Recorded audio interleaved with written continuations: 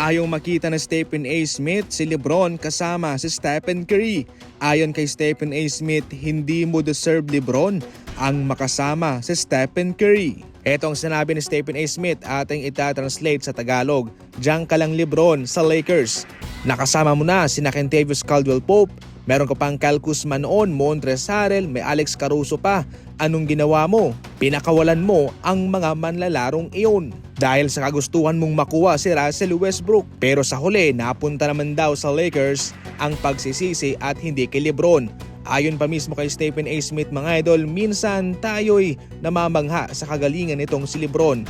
Pero hindi natin napapansin ang kanyang influence sa kupunan na kahit na hindi man gugustuhin ng Lakers, kapag gusto ni LeBron, siya palagi ang masusunod. Nanggaling mismo yan mga idol kay Stephen A. Smith, siya ang nagsabi niyan. Para sa inyo mga idol, ano ang komento ninyo patungkol dyan?